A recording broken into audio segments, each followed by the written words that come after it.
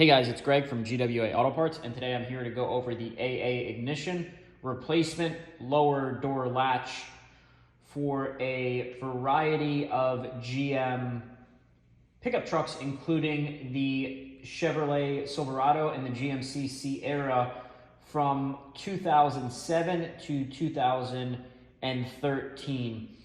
So this latch is actually for the rear door of the vehicle, and it's for the lower latch on the rear door of the vehicle.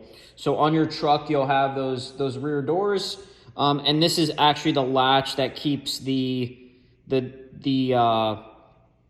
door closed. So when you pull the door handle, it goes ahead and it pulls on this latch right here, and it allows the door to open.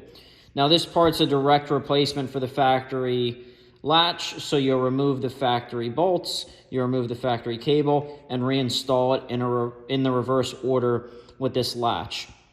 Now, if you guys have any questions about this part, if it's the right part for your vehicle, or anything to do with the installation, please feel free to reach out to us. We'll be glad to help.